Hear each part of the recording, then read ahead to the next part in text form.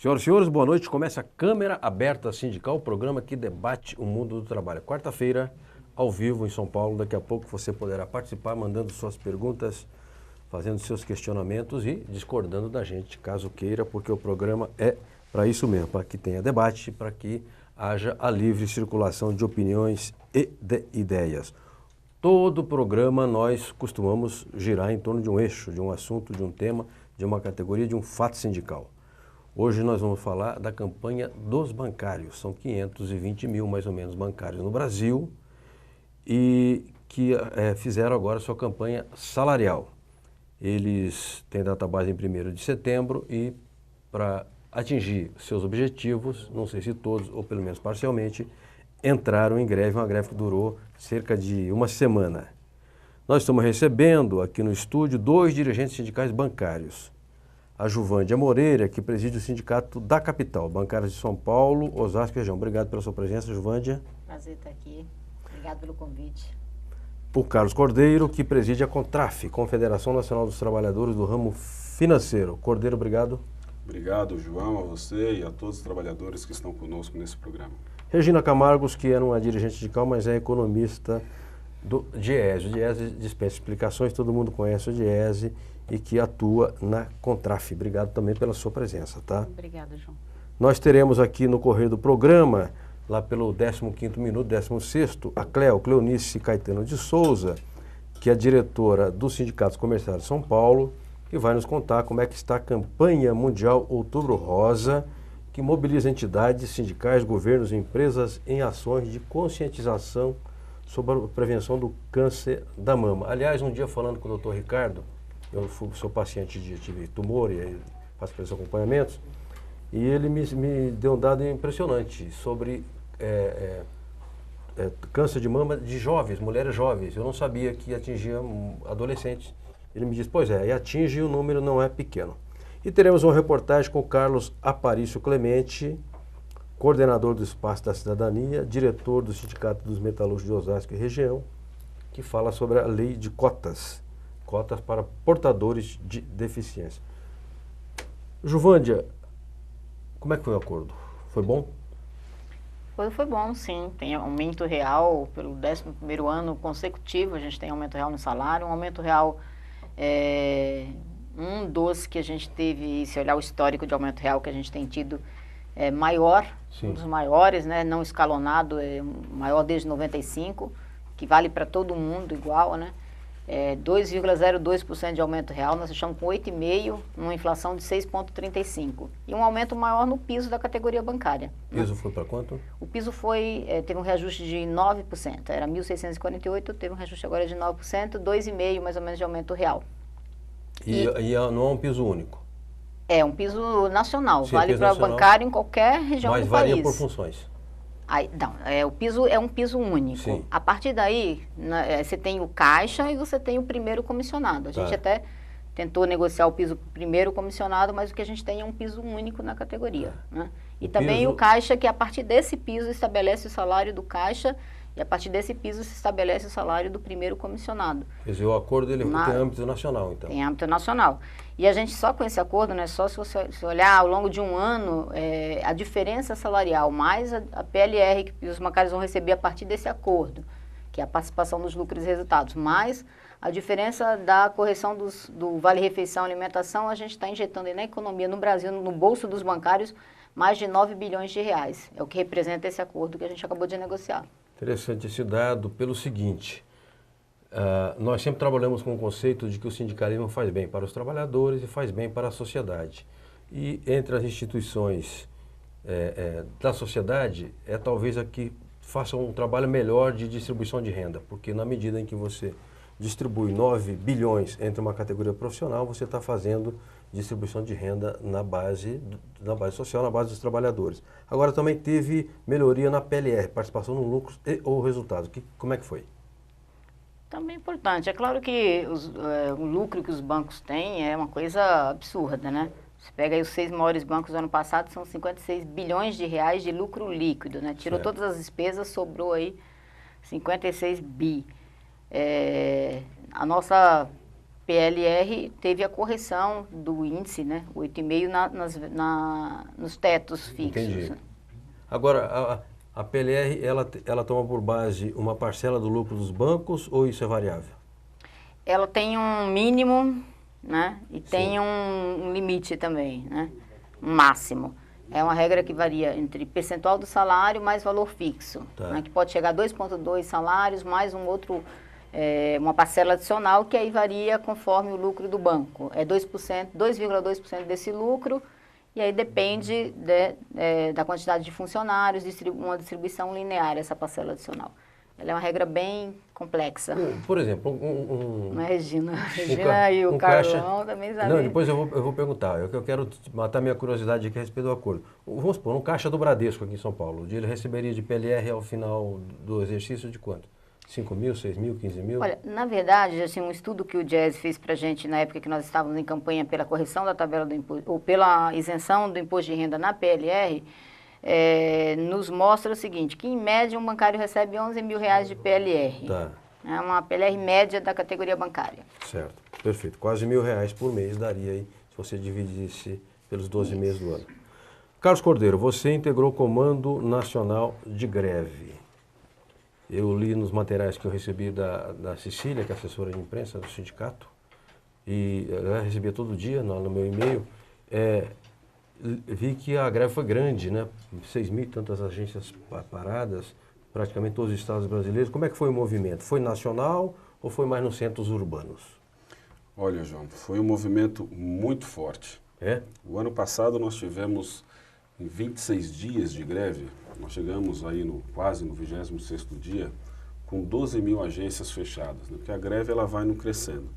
Esse ano, com 4 dias de greve, nós já tínhamos passado mais de 10.400 agências paradas em todo o Brasil, né? Então, num curto espaço de tempo, né, nós conseguimos arrancar dos bancos uma proposta muito melhor do que já foi a proposta do ano passado, né? E é uma greve que ela foi crescendo, ela começou nas agências bancárias, ela foi indo para os centros administrativos, exatamente como foi nos anos anteriores, mas talvez num volume um pouco maior. Então, eu não tenho dúvida nenhuma que essa resposta da categoria, essa mobilização da categoria e essa unidade dentro do Comando Nacional, porque são mais de 150 sindicatos, o Comando são 134, mas nós temos alguns outros sindicatos que nos acompanham. Certo. Então, praticamente todos os sindicatos de bancários estavam junto conosco. Começamos a greve no dia 30, fizeram exatamente o calendário que nós propusemos. A greve aconteceu nos bancos públicos, privados, bancos regionais. Então, acho que essa força da greve, essa unidade nacional, por ser uma categoria que tem uma convenção coletiva, ou seja, o bancário que recebe um salário na Avenida Paulista, um outro bancário de um outro banco lá no interior de Pernambuco, lá em Belo Jardim, por exemplo, na cidade dos meus pais, recebem exatamente esse mesmo salário. Então, essa unidade da categoria ela foi muito importante para arrancar este bom acordo que a Joânia falou num curto espaço de tempo. Agora, as pessoas que nunca participaram de uma greve, ou que participaram, aderiram, mas não participaram de dentro, digamos, na organização, talvez não tenham ideia do trabalho, da mão de obra desgraçada que dá organizar uma greve de uma categoria localizada. Vamos supor, de uma fábrica já dá um trabalho desgraçado. Fazer uma greve em âmbito nacional requer preparo. Há um ditado no meio sindical que diz o seguinte a respeito de greve: a gente organiza para parar e não para organizar. Então eu queria saber como é que foi a organização. Vocês fizeram plenárias, vocês fizeram assembleias, vocês fizeram seminários, fizeram agitação com material de comunicação, como é que foi? Olha, João, é muito importante essa sua pergunta. Às vezes a gente só vê a greve e acha que ela nasce, né? Acordamos de manhã e ficamos em greve. Mas nós temos uma cultura muito forte dentro da Contraf, com os nossos sindicatos e dentro do Comando Nacional. Primeiro, nós começamos com uma reunião da nossa coordenação. Perfeito. Fazemos uma consulta para todos os sindicatos que é levada para o bancário. O bancário escolhe qual que é a prioridade, qual deve ser o tamanho do índice, o que ele acha que é mais importante na remuneração direta, nas condições de trabalho. E aí nós temos os encontros regionais, todos os estados e federações fazem os encontros regionais, tiram as prioridades nesses encontros regionais e depois nos encontramos aqui, normalmente em São Paulo, esse ano foi em Atibaia, com 800 bancários de todo o país e de todos os bancos. Uma plenária nacional. Uma plenária nacional. Cada federação, cada região vem, olha, na minha região as prioridades são essa, né? As propostas são essas, e nós normalmente fazemos vários acordos dentro dessas propostas, que são propostas diferentes, e aquilo que não é, que a gente não consegue chegar num acordo, a gente vota. Então é um processo muito democrático. Primeiro porque tem a participação direta do bancário na consulta que os sindicatos fazem. Sim. Depois, dentro deste encontro. Aí entregamos a pauta nacional única, uma única pauta para todos os bancários na FENABAN. Fizemos 7 rodadas de negociação com os bancos preparatórios, dividimos por tema, negociação sobre condições de trabalho e saúde, negociação sobre segurança, sobre igualdade de oportunidade, sobre emprego e, por último, a remuneração. E a gente coloca por último a remuneração na negociação para não contaminar o processo. E aí, como a proposta apresentada ela é insuficiente, a gente leva para as assembleias em todo o país. E o bancário decide, o comando orienta, e nós estamos muito bem com a nossa base, porque a categoria tem seguido, nos últimos 11 anos, as orientações do comando. Entramos em greve e saímos da greve agora, porque fizemos um processo, como eu disse, muito unitário. Então é assim que nós preparamos esse nosso movimento. É importante passar essa experiência, essa didática, né, para que as pessoas tenham ideia de que a greve não é um bando de louco que sai botando durepox encadeado ou fazendo piquete. Às vezes faz isso também, porque às vezes precisa, né? Mas que tem uma organização, tem planejamento, tem método, tem distribuição de tarefas, gasta-se muito dinheiro para fazer uma greve nessas dimensões, mas depois nós vamos voltar a falar sobre isso. Falará agora a economista, Regina Camargos. Regina, a economia, de modo geral, está meio patinando. Agora os bancos, muito pelo contrário, né? Os bancos ganham muito dinheiro. Essa campanha, você acha que foi uma campanha dentro do que era possível fazer nas atuais circunstâncias? O resultado atingiu as metas ou ficou aquém?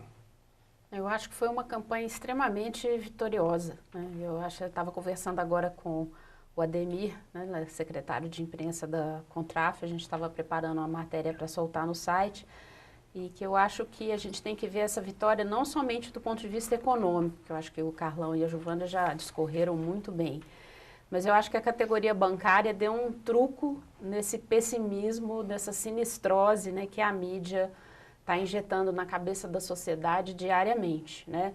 Então a gente liga o jornal, abre o jornal, você só ouve falar de tragédia. Parece que eu não me identifico com esse país que a mídia pinta todo dia, né? Então, eu acho que além, né, dos ganhos econômicos que são importantíssimos, né, esses 9 bilhões que a categoria injeta nos próximos 12 meses na economia, mas é uma vitória do ponto de vista da afirmação da classe trabalhadora, do seu peso, né, e numa reversão dessas expectativas pessimistas, catastróficas, de dizer, não, nós vamos fazer um bom acordo, fizemos um bom acordo, o que prova que, apesar da crise, que eu acho que o país está enfrentando com suas dificuldades, mas está enfrentando sem mexer no emprego e na renda. Eu acho que isso é o mais importante. E sem atacar direitos. Sim, e quando uma categoria desse tamanho, né, pulverizada no país inteiro, consegue um acordo com essas características, ela, como você disse, faz distribuição de renda. Sim. E prova que a economia, para continuar andando, dinamizada, ela precisa disso. Ganho real, valorização do salário mínimo e os trabalhadores mantendo seu poder aquisitivo. Mercado interno. Mercado interno, exatamente. Essa é a luta estratégica que nós temos. Você vê, nós vamos assinar o acordo no dia 13, na segunda-feira. 13 de outubro. Dia 13. Até 10 dias depois da assinatura do acordo, os bancos têm que pagar a antecipação da participação nos lucros e resultados, que significa injetar 2 bilhões de reais, cerca de 2 bilhões de reais na economia. Ou seja, o bancário vai receber essa PLR e vai gastar, ele vai consumir, ele vai pagar dívida, ele vai comprar, trocar móvel, ajudar a trocar o carro dele, ele vai, enfim, vai voltar para a economia e vai ser importante para o país isso. O acordo assina dia 13. Dia 13. Portanto, um dia após o feriado Dia da Criança, quando se consome bastante.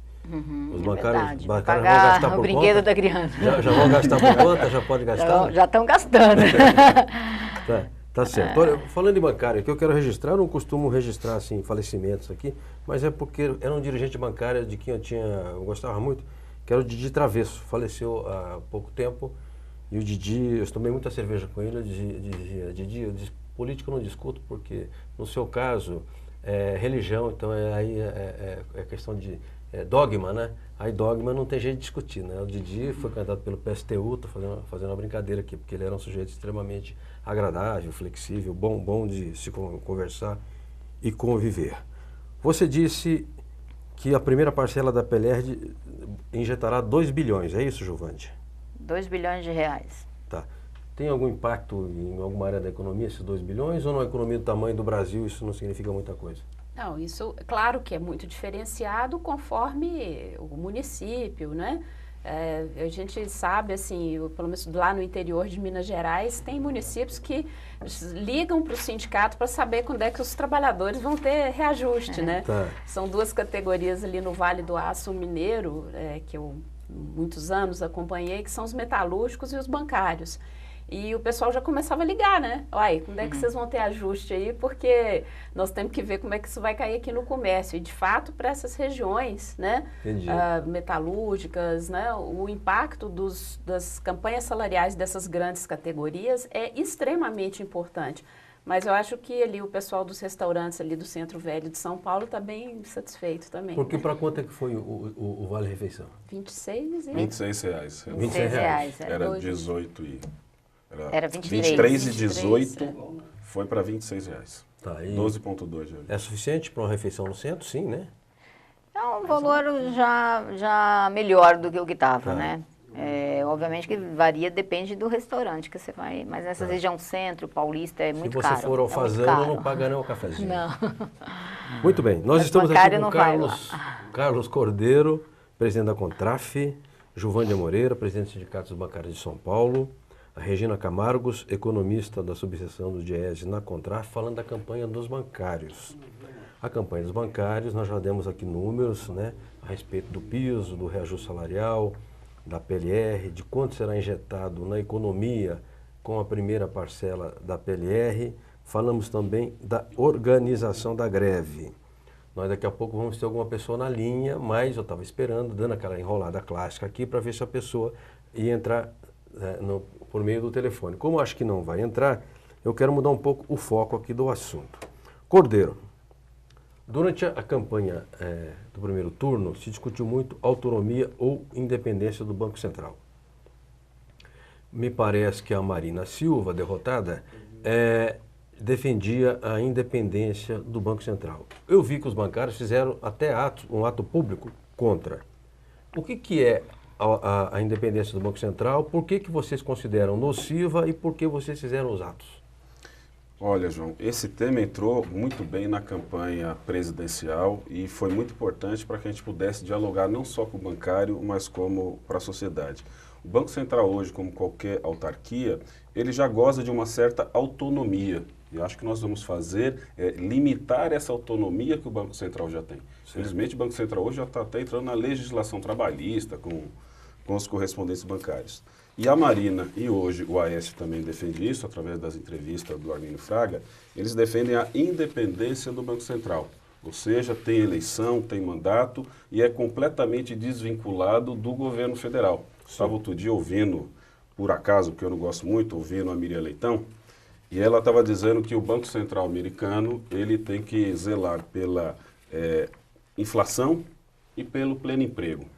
E ela falava, por exemplo, imagina nos Estados Unidos, se você tiver uma inflação alta e tiver um desemprego alto, você tem que atacar um só. Então, com o Banco Central independente, é óbvio que você vai ter que atacar a inflação e deixar o desemprego crescer. Sim. Então, hoje, é exatamente o que os bancos querem. Eles pensam em como é que eles vão ganhar dinheiro, em como é que os capitalistas vão poder colocar mais dinheiro no bolso. E nós pensamos exatamente nas pessoas. Então, hoje, da independência para o Banco Central, e ela não existe em nenhum momento, é você colocar a raposa para tomar conta do galinheiro. É você colocar o próprio mercado financeiro para poder fazer isso. E se as taxas de juros hoje já são altas, imagina com o Neca Setúbal, com pessoas ligadas aos bancos tomando conta. Então, nós somos contra a independência do Banco Central, nós somos favoráveis à ampliação do crédito, à redução dos juros, à participação da sociedade, inclusive no Copom, no Comitê de Política Monetária, aliás, no Conselho Monetário Nacional, certo, que dá as regras para o Copom definir a taxa de juros nesse país, porque hoje eles só olham, eles fazem a pesquisa, né? O que o mercado está esperando de uma taxa de juros. Sim. E nós queremos é que olhe para a sociedade, se ela quer mais emprego, mais crédito, para o desenvolvimento. Então, nós queremos um Banco Central que olhe para o desenvolvimento econômico com geração e distribuição de renda e não como o mercado coloca para crescimento econômico com concentração de renda e valorização aí do lucro dos bancos. Perfeito. Nós estamos com a Cleonice na linha, vou chamar só um minutinho e dizer que os bancos e o capital financeiro já têm poder demais no mundo para dar Banco Central na mão dessa corja. Então é o seguinte, o Banco Central tem que ter gestão política e evidentemente que tem que operar tecnicamente com quadros qualificados que não lhe falta. O Banco Central brasileiro tem uma carreira, tem funcionários excelentes que poderão lá ocupar a presidência e suas diretorias. Eu vou chamar na linha com a Cleonice Caetano de Souza, pode ser?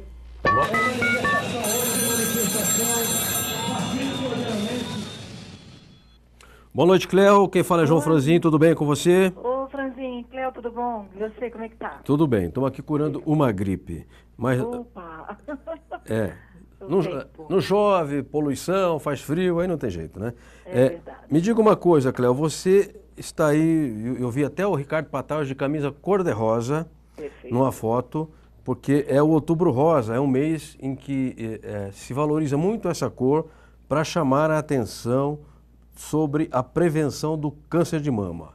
O que vocês estão fazendo no âmbito dos sindicatos comerciários, da UGT e o movimento sindical no geral? Conte pra gente. Então, veja bem, nós estamos dando continuidade já desde o lançamento do Outubro Rosa, o mês onde nós passamos durante todo o mês de outubro em campanha, em palestras, em materiais informativos, educativos, falando da prevenção. Na verdade, prevenir um câncer, nós sabemos que não é possível. Porém, se ele é detectado a tempo, a probabilidade é que 100% a cura. Tá? Então, hoje, o movimento sindical, os sindicatos comerciais, a UGT e todo o movimento sindical e social, nós estamos com uma campanha que quem procura, acha. Então, fazer o toque, fazer o conhecimento das mamas e levar a importância para as mulheres de que deve ser feito isso mensalmente e procurar um médico, tá? Procurar com o mais rápido possível, detectar qual que seja um caroço, por mínimo que seja, da mama, não é normal, tem que procurar. Porque, na verdade, Franzin, não é possível que ainda no ano de 2014 ainda tenhamos o índice de 57 mil casos de câncer por ano. Santo Deus. Que por dia, no mundo, morre 30 mulheres. É inadmissível. Com recursos que a medicina tem, de método de prevenção, né, de método de detecção precoce, né? Não tem mais sentido, né? Perfeito.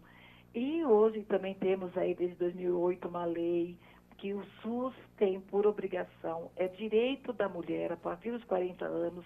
Vamos continuar lutando para que isso diminua, porque muitas mulheres detectam esse câncer com menos idade, principalmente se ela tem a hereditariedade, né? Sim, sim. Se na família, família da mãe ou do pai tenha casos de câncer de mama, então a probabilidade dessa mulher ter o câncer é muito maior do que aquela que não tem hereditariedade. Então, mas o SUS hoje, ele tem por obrigação atender as mulheres acima de 40 anos e gratuitamente ceder esse exame. E na detectar a doença, passar para tratamento. Ô Cleo, olha, eu quero agradecer muitíssimo a sua participação. Esse tema é tão importante que a mídia deveria tratar assim no horário nobre, né? A mídia, a grande imprensa trata de tanta baboseira e fica expondo a violência de uma forma tão chula nos veículos de comunicação. É um assunto que é de interesse público, que é uma questão de humanidade. A mídia não trata com o devido, com a devida importância. Então, quero parabenizar vocês e nós vamos voltar a falar para que você, lá na agência sindical onde eu trabalho, a gente possa expandir e irradiar o máximo possível essa campanha. Um forte abraço, obrigado, Cleo. Prazer, prazer e muito obrigada e parabéns pelo seu trabalho, viu? Pelo seu programa. Muito obrigado. Aqui já há perguntas. Aqui pergunto o Jaime Donfilioli, tem Renata, Nildo Nogueira, o Jatobá, que é jornalista. Deixa eu ver aqui. Jaime Dom Filioli me pergunta, até amanhã, quando se reinicia o horário político, a mídia pode expressar opiniões e posições políticas. Daí a pergunta, em sua opinião, por que a candidata à reeleição a presidente obteve menos votos do que o esperado? Ô Jaime, eu não tenho como responder, porque, primeiro, eu não sou filiado ao PT. Segundo, eu não participei da campanha, né? Eu acho, assim, que nós estamos num momento de muita confusão política. Aqueles movimentos lá de junho, que alguns setores da esquerda bateram palmas dizendo que eram movimentos do povo brasileiro. Você viu agora na eleição da Câmara de Deputados o aumento da bancada da bala e o Congresso Nacional virou um verdadeiro clube dos milionários. Então isso espalhou muita confusão, muito discreto na política. E toda vez que se desacredita a política, não é a esquerda que ganha, é o setor conservador que ganha. E pré-64 foi a mesma coisa.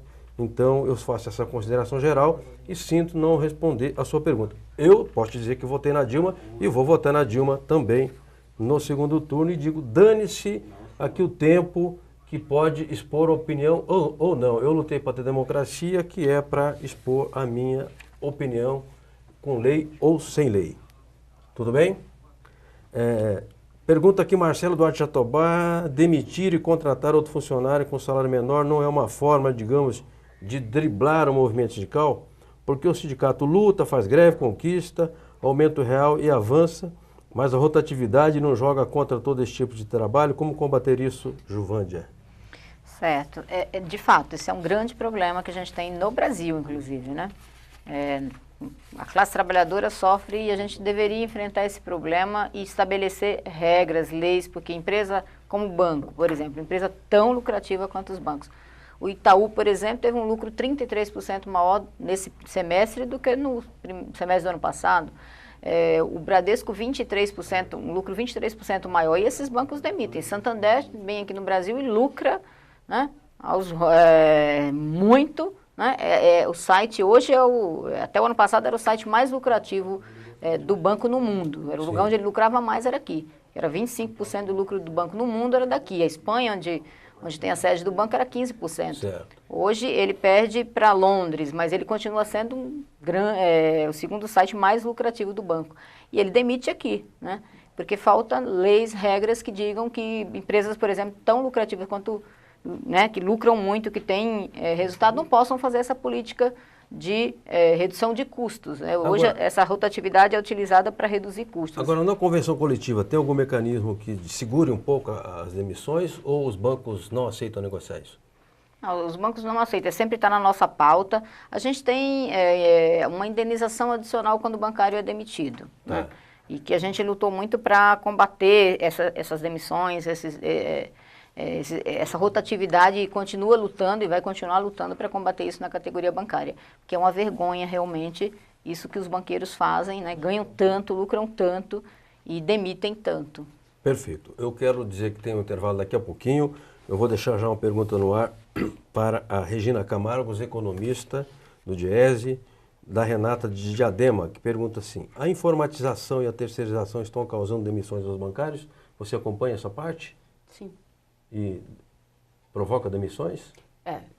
De fato, a introdução de novas tecnologias, né, ela, num primeiro momento, ela tende a causar uma perda de empregos, né, porque aquele trabalho que era feito por pessoas vai passar a ser feito pela máquina. Mas novos empregos vão sendo criados, né, porque você precisa de trabalhadores também que operem essas novas tecnologias. Eu acho que de tudo aí que ela me perguntou, acho que a grande perversidade é a questão da terceirização, né?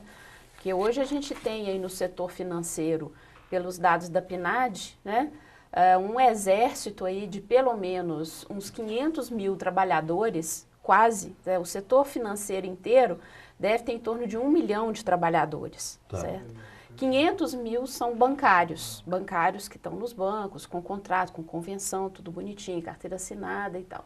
Nós temos uma massa de mais 500 mil trabalhadores operando, que trabalham no sistema financeiro como um todo, né? E desses 500 mil, estima-se que pelo menos uns 300 mil sejam trabalhadores terceirizados.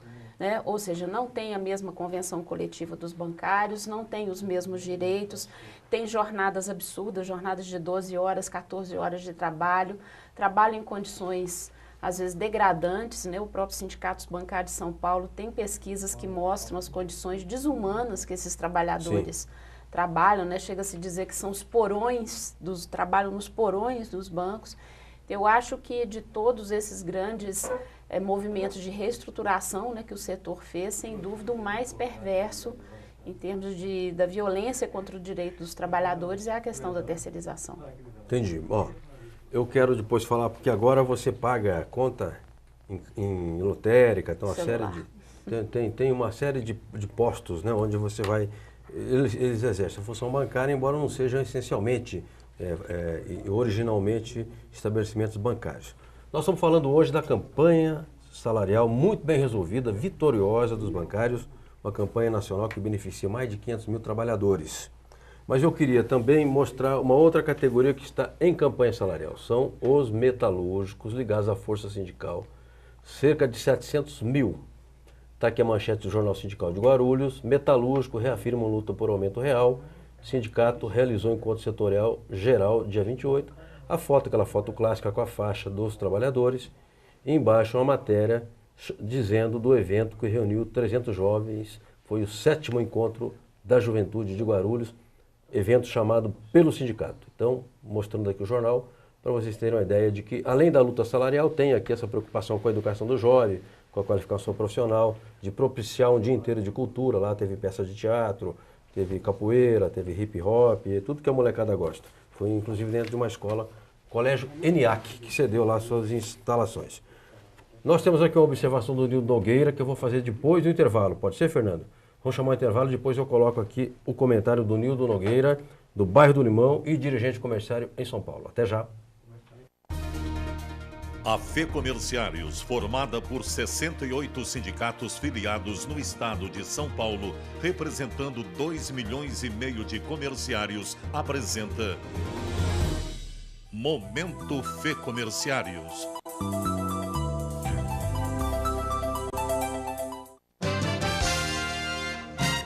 A 29ª Miss Comerciária 2014 foi eleita na quinta-feira, 2 de outubro, na Baixada Santista, que tem na presidência Arnaldo Azevedo Bilotti. A eleita foi Camila Martins Santiago, representou a diretoria da FEComerciários Edson Ramos. A organização do 23º Congresso Sindical Comerciário já definiu a programação. O evento, organizado pela Federação dos Comerciários do Estado de São Paulo, acontece de 14 a 16 de outubro no Hotel Estância Colina Verde, na turística cidade de São Pedro. O tema desse ano é Sindicalismo Comerciário, forte na base e atuante nas lutas políticas e sociais. A previsão da FEComerciários é reunir mais de 900 congressistas.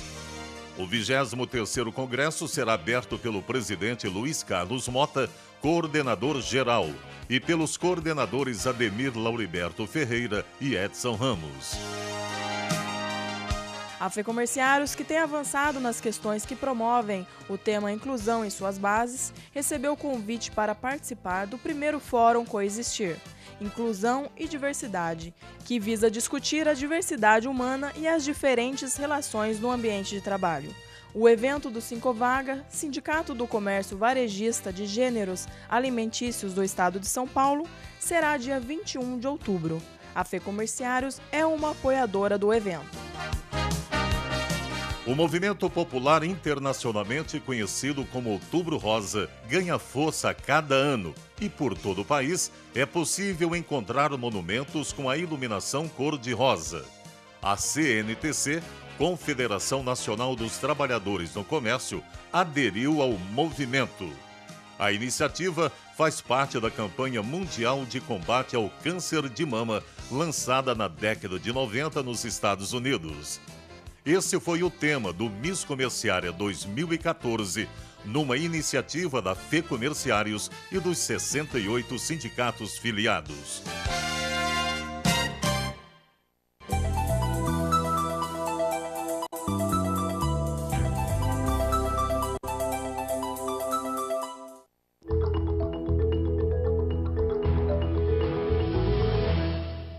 Para o presidente da Contrato, Moacir Roberto Techa Auerswald, o Seminário Nacional sobre Questões Políticas, Sociais, Econômicas e Sindicais foi uma realização ver um auditório repleto de pessoas interessadas em aprender e tomar uma decisão consciente nas próximas eleições. Sucesso.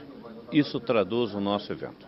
Hoje nós tivemos a casa cheia com 230 dirigentes sindicais, professores da mais alta categoria, discutindo a questão política, a questão de ética, questões importantíssimas para o movimento sindical.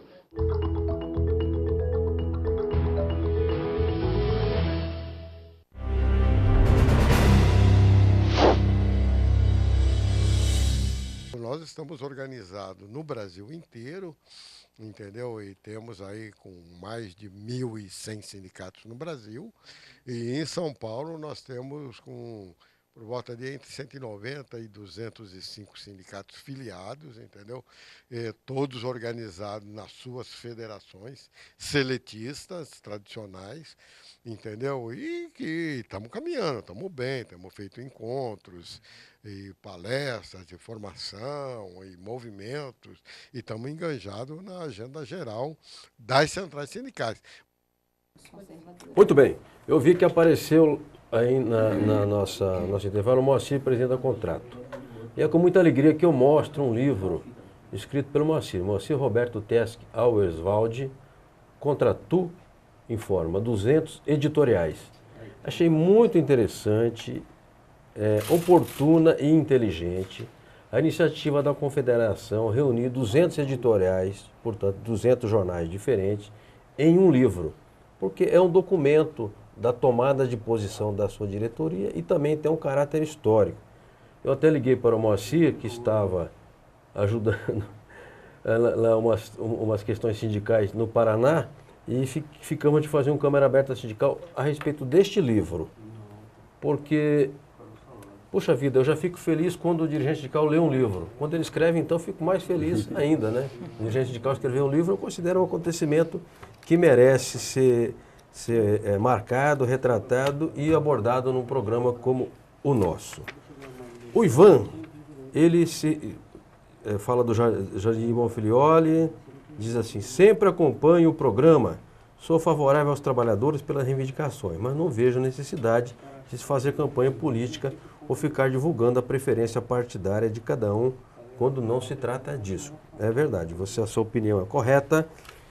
Aqui nós não somos palanque de ninguém, tanto que eu até brincava aqui no primeiro turno, a gente inventou data câmera aberta. E para todo dirigente nós perguntávamos para quem ia votar. E em uma das rodadas teve 2 votos para a Marina e um voto para a Luciana Genro, mas todos aqui puderam expor a sua opinião. Eu acho que é importante as pessoas saberem quais são as posições dos seus dirigentes, seja do Rotary Club, do Lions Club, do Clube do Corinthians, do sindicato, da associação comercial, da associação industrial. Eu pessoalmente considero importante. Bom, diz aqui o Nildo Nogueira, do bairro do Limão: parabéns, bancários, pelo acordo que fizeram. O que tem de muita queixa dos bancários, registro Nildo, é em referência à pressão psicológica para vender produtos e que isso está gerando doenças, muito estresse, entre outros problemas. Alguma coisa nessa convenção foi feita ou encaminhada a respeito dessa pressão psicológica nos bancários? Eu pergunto ao Cordeiro: Cordeiro, vocês avançaram quanto a isso? Porque eu vou em banco uma vez por semana. E não é incomum eu escutar bancárias, principalmente, fazerem reclamação. Olha, João, primeiro eu queria agradecer ao Nildo, né, porque naquelas consultas que a gente faz com os bancários, essa talvez seja uma das grandes preocupações que o bancário relata para os dirigentes sindicais. Hoje o bancário está tão pressionado dentro do seu local de trabalho para empurrar produtos para o cliente, produtos que o cliente muitas vezes não tem a menor necessidade, não quer, mas o banco pressiona, porque se ele não fizer, ele vai perder o emprego dele. Ele fica doente, leva o problema para dentro da casa dele, para o seu cônjuge, para o seu filho. E na pesquisa que nós estamos fazendo, que a gente já vinha denunciando, e agora com os dados do próprio INSS, a gente comprova, é que hoje você tem metade dos bancários que se afastam por problema de saúde, um pouquinho mais dessa metade, estão afastados por problemas psíquicos, que vão desde uma pequena depressão, infelizmente, até alguma tentativa de consumação de suicídio dentro da categoria bancária. Puxa vida, que ele não suporta mais esta pressão que ele faz, né? Eu tive contato com uma bancária certa vez que ela se pergunta, olha, será que a minha ética hoje é a mesma ética de quando eu entrei no banco? Porque eu sou tão bombardeada aqui. Então, esse tema nós levamos para a mesa de negociação. Nós temos agora esse grupo de trabalho que vai ter a negociação permanente sobre saúde. Nós estamos pedindo, inclusive, ajudas a técnicos ligados aos bancários, médicos do trabalho. E nós tivemos um avanço importante. No nosso projeto hoje de assédio moral, no nosso aditivo que temos à convenção coletiva, nós conseguimos colocar agora que o bancário, que se sentir pressionado pelo banco, pelo seu gestor, e que estiver essa pressão colocando em risco a sua saúde, ele deve comunicar ao sindicato, e o sindicato oficialmente comunica o banco, e o banco agora precisa averiguar e precisa responder formalmente ao sindicato num prazo de até 90 dias e com quais medidas ele vai tomar para que isso não ocorra mais. Então houve um avanço. Um avanço importantíssimo nesse ponto. Então nós vamos agora, inclusive, fazer uma campanha com todos os nossos mais de 134 sindicatos no Comando Nacional para dizer isso para o bancário. Bancário, denuncie para o seu sindicato essa situação que você está vivendo, porque o sindicato vai cobrar e responsabilizar o banco por essa questão. Perfeito. Bacana. Juvândia, um bancário ou uma bancária sofre pressão, assédio, procura o sindicato, tem assistência jurídica? Sim, tem, mas mais do que assistência jurídica. Como o Carlão falou, a gente em 2010 assinou um acordo que chama Instrumento de Combate ao Assédio Moral. E esses conflitos todos no ambiente de trabalho. Assinou em 2012? 2010. E agora está entrando essa parte das metas, diretamente relacionada ao combate das metas abusivas, da pressão abusiva, da cobrança abusiva, entendeu? Que sofrem, que estão submetidos os bancários diariamente. Então a gente tem esse instrumento, ele denuncia, o nome dele está preservado, a identidade, né? O banco não vai saber quem é, porque é outro receio nosso, né? Que o bancário fique exposto, que, né, que ele seja depois dispensado porque ele fez uma denúncia, então ele é preservado e ele denuncia e tem o prazo que o sindicato vai averiguar, né, essa denúncia, obviamente para não prejudicar ninguém, para saber o que está acontecendo no local do trabalho, manda essa denúncia para o banco tem prazo para responder, a gente tem prazo para enviar para o banco tem prazo para responder, e se constatando o problema, que solução foi dada, se a solução não foi a solução que o movimento sindical entende, o sindicato entende que de fato resolveu o problema, a gente está acompanhando, né? A gente vai ao local do trabalho, chega a fazer manifestação, paralisação, depende da resposta que a gente teve. E muitas vezes tem muitos casos solucionados, né? Muitos problemas solucionados. Então essa é uma preocupação grande. A nossa campanha não é só por salário, ela tem vários itens, né? Esse, por exemplo, a saúde e condições de trabalho, melhores condições de trabalho é um item da nossa campanha. Mais contratações são itens da nossa campanha, porque é uma sobrecarga de trabalho. A gente teve um avanço nessa questão da pressão, né, nas metas, que é os bancos não podem enviar mensagens no celular particular do bancário, cobrando o cumprimento das metas, porque, veja, isso era um inferno. Sim. Então, assim, o bancário recebe mensagem de manhã, mensagem na hora do almoço, mensagem no final do dia, de férias ele recebe mensagem dizendo, você não cumpriu sua meta, faltou tantos produtos ser vendido, hoje é o dia da capitalização, hoje é o dia do seguro, você tem que vender tanto seguro, R$500 mil de tal produto, né, de previdência. Então, isso, imagina seu celular sendo bombardeado pro seu chefe, pro seu diretor, né, dizendo que você não atingiu a meta, que você, né, te expondo, né, você é o último da sua agência, é o pior da sua agência, né? Então foi proibido o ranking. Isso não pode mais. Isso não pode mais, nem o ranking, né? E nem o ranking individual, falando assim, olha, o João Franzinho é pior do que a Regina. A Regina vendeu mais que ele, e aí, você não vai fazer nada, né? Tem coisas absurdas, né? A gente via na nossa categoria, infelizmente. E isso é a gestão por resultado. Não é um problema de um gestor só, é um problema que o banco criou uma forma de gestão por resultado que possibilita, que viabiliza que essas práticas aconteçam, né? Que esse adoecimento aconteça. Então, nós tivemos esses avanços, que é o fim dessas mensagens para o celular, pode ser torpedo, WhatsApp, qualquer coisa que se cria aí, e também o fim dos rankings, que vem desde o ano passado, e a gente está aprimorando essas cláusulas. Bacana. Nildo, acho que foi bem respondida a sua a sua colocação aqui no nosso programa e, de fato, houve um avanço. Eu queria saber da Regina Camargo, eu vi que ela tem aqui, posso pegar? Claro. Tem um gráfico aqui, olha, sobre o ICV-DIESE, NPC e IBGE, reajuste dos bancários e piso. Bom, e o que você destacaria nesses 11 anos de acumulado dos salários? Evidentemente que houve um ganho, estou até vendo aqui 20,7, depois foi maior nos pisos. Te pergunto, isso aumentou a massa salarial bancária ou a rotatividade impede isso? Esse aí é um drama, né, João? Porque o que os bancários se esforçam, você vê que uma campanha salarial dessa categoria de âmbito nacional é um esforço hercúleo, né? É uma energia de todos os sentidos, política, financeira, gigantesca para a gente conseguir esse resultado tão expressivo, né? Agora, o que a gente vê é exatamente isso. Muitos bancos usam do instrumento da rotatividade para, logo em seguida, o fechamento da campanha, fazer o ajuste de seus custos, né? Então, tem banco que, é claro, ele coloca lá no seu balanço, reajuste da categoria, vamos supor, 8%, 8,5%, 9%, que seja, né? Mas a minha folha só cresceu 5%, só cresceu 3%. Por quê? Por meio da rotatividade, o banco demite aqueles trabalhadores que estão com salários mais altos, né, que já estão encarreirados, né, contrata gente, né, ou puxa para de dentro do banco gente que está com patamar salarial inferior para exercer as mesmas funções. E isso é comprovado quando vocês comparam a folha do mês? Basta olhar o banco, basta olhar o balanço do banco. Tá? Você olha o balanço que o banco fechou no fim do ano, vê quanto que a categoria teve de reajuste e quanto que a folha do banco cresceu. Está evidente que o banco usou um instrumento perverso para reduzir seus custos, o que a gente chama, né? Isso praticamente esteriliza uma parte desse esforço medonho que essa categoria faz para melhorar o seu poder aquisitivo. Sim. Acaba enxugando gelo.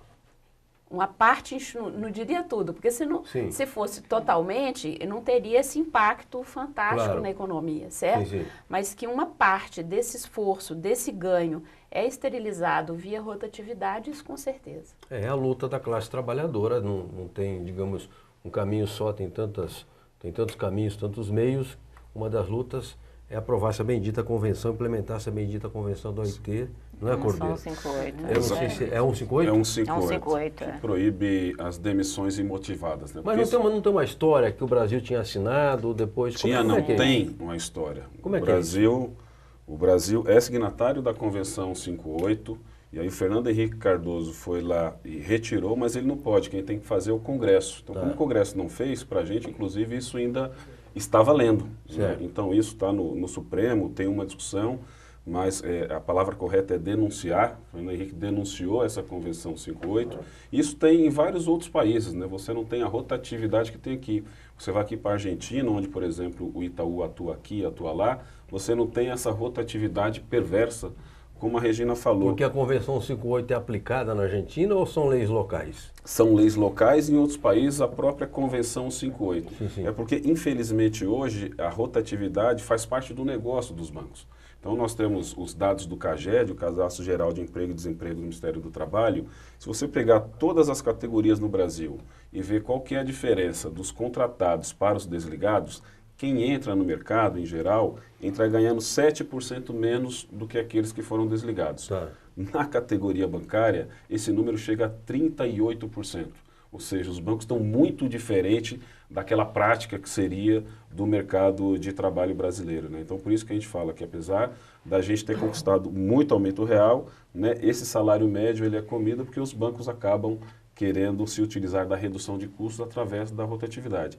E o grande mecanismo para isso é a Convenção 158. Sim. E por isso a importância de um Congresso forte. Nós vamos ter agora muita dificuldade com esse novo Congresso. Agora, o sindicalismo tem que aprender a fazer a pressão no Congresso e se mobilizar. Então, eu também acho que as mobilizações banco a banco, naqueles bancos que estão praticando isso, pode ser também um santo remédio para acabar com essa perversidade. Perfeito. Enéas, parece que nós temos uma reportagem, uma externa. Todo programa tem uma reportagem, tem uma externa. E nós vamos mostrar agora com Carlos Aparício Clemente, dirigente sindical dos metalúrgicos de Osasco e coordenador do Espaço de Cidadania. Vamos lá?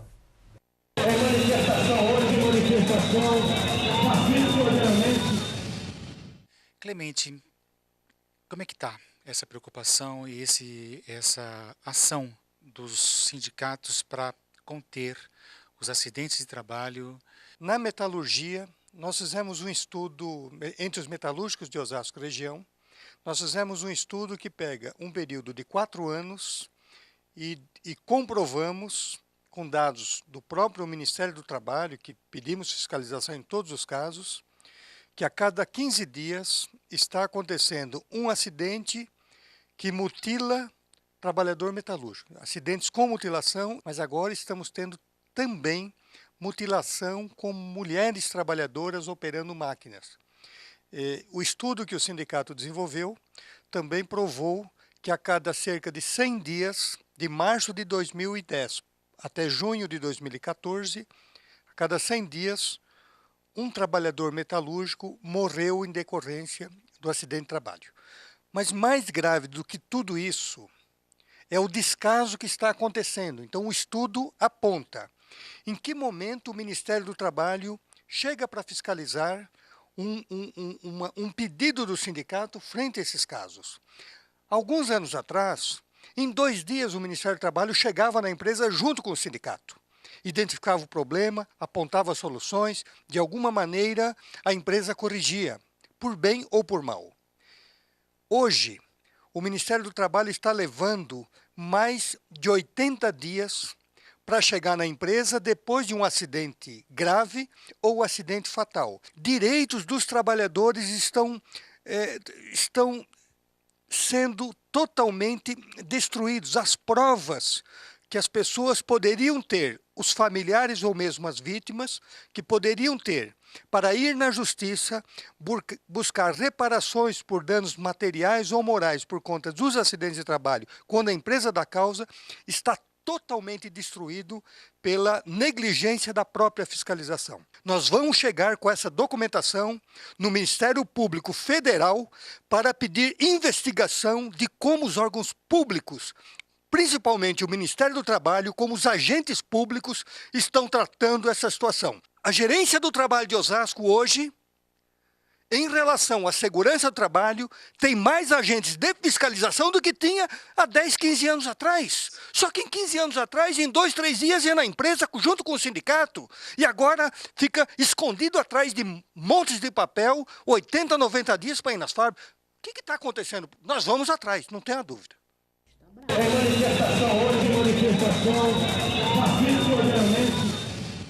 Falou com razão, com conhecimento, com indignação.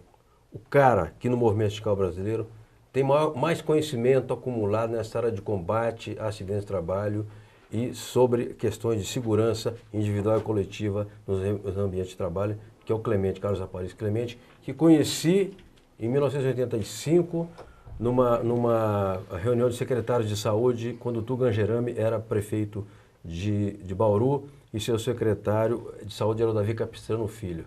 E se ele fala com essa verve agora, com essa ênfase, imagine lá em 85, como que ele batia da medalhinha para baixo e fazia muito bem.